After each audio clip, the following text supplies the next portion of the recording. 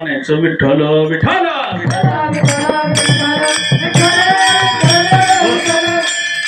पण असताना ही सावली खरी आहे का? आपण आहे म्हणून सावले, पण सावलीवर जर एखाद्या माणसानं कुऱ्हाड घातली तर आपल्याला लागतं का अंगाला? विजा होतात का? होत नाही. तशी ही माया आहे, तसा हा संसार आहे. नको गुंतू माया जाळी, म्हणा या माया जाळामध्ये गुंतू नको. काय कारण आहे? देहाचं चिंतन करत असताना आता मरणावर येतो आणि सरळ भाषेत सांगतो, अवघड भाषा वापरत नाही, जरा नीट आहे. एकदम सोप्या भाषेमध्ये आणि खाली बसणाऱ्या सगळ्या माणसाला कळत असं जरा सोप्या पद्धतीने बोलायचा प्रयत्न करतो. माणूस मरतो म्हणजे नेमकं काय होतं असा प्रश्न कुणी विचारला? गरुडाने भगवंताला विचारला. आणि माणूस एखाद्या घरामध्ये मेला, मग त्याच्या आत्म्याबरोबर यमाचे दूत कशा पद्धतीनं त्याला वागवत 1 वर्षापर्यंत यमाच्या नगरीला घेऊन जातात. असे 32 प्रश्न गरुडाने भगवंताला विचारलेले. 32. त्याला कशा पद्धतीनं नेतात, पुण्यवान माणसाला कसं नेतात, नेमकं माणूस मरतो म्हणजे काय होतं हे मला जरा समजून सांगा. आणि यमाच्या नगरीमध्ये मृत झालेल्या माणसाला कशा पद्धतीनं हाणतात, मारतात, तोडतात हे सुद्धा आम्हाला समजून सांगा. कारण गरुड म्हणला, मी तुमची भक्ती करत असल्यामुळं सगळीकडे गेलो, पण यमाच्या नगरीला आतापर्यंत गेलो नाही. म्हणून कसं कसं केलं जातं, मेलेल्या माणसांची विधी कशा पद्धतीनं करावी, सावडायची पद्धत कशी असती, जाळायची पद्धत कशी असती, माणूस मेल्यावर त्याला भितडाला जे मड बसवतात ते कसं बसवावं, हे सगळे प्रश्न गरुडाने विचारलेले आहेत. हे सगळे प्रश्नाचं उत्तर भगवान परमात्मा द्यायला सांगायला लागले. आता नीट ऐका. विठ्ठल विठ्ठल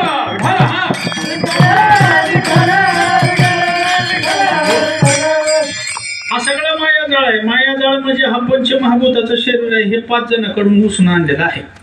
आता इथं बसलेल्या माता माऊल्यात मी तुम्हाला सांगतो, जुन्या काळी जरा परिस्थिती नाजूक असायची.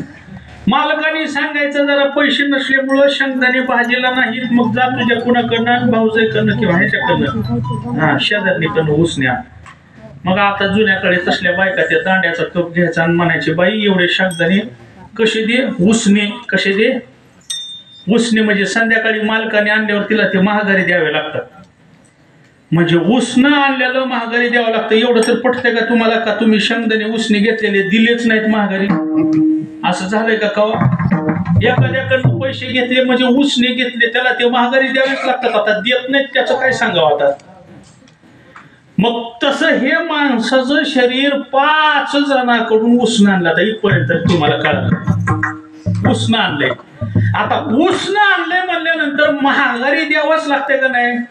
बरं, तुम्ही नाही जरी द्यायचं म्हणलं तरी ती वसूल करून घेणार आहेत 5 जण. ती तुमच्यापेक्षा जास्त ताकदवान आहे.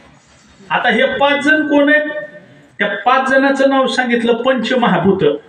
आता काय काय जणाला हे शब्द सुद्धा नवीन असतील, कधी परमार्थ न करणारे येऊन बसलेले असतात. हे नेमकं महाराज काय बडबडतायत म्हणून उकलून सांगावं लागते. पंचमहाभूत म्हणजे काय सांगितले माहितीये का? पृथ्वी, अग्नी सांगितलं, वारा सांगितलं, पाणी सांगितलं, आहे का नाही? हे सगळं आकाश सांगितलं. हे पंचमहाभूत सांगितले. या पृथ्वीपासून आपल्या शरीरामध्ये काय काय तयार झाले, वाऱ्यापासून काय काय तयार झालंय, अग्नीपासून काय काय तयार झाले, हे सगळे या शरीरामध्ये तयार झालेलं आहे. आता त्याचा लई मोठा विस्तार करत नाही. आणि हे पंचमहाभूताचं शरीर, याला एक आयुष्य मर्यादा देऊन दिलेली आहे तुम्हाला आणि आम्हाला. हे आपलं नाही.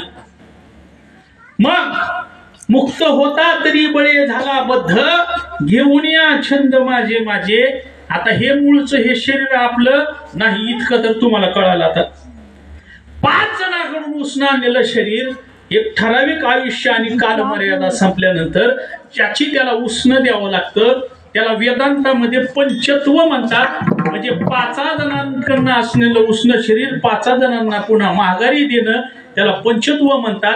आणि त्याला आपल्या भाषेमध्ये म्हणतात, मरण आलं, जीव निघून गेला. विठ्ठल विठ्ठल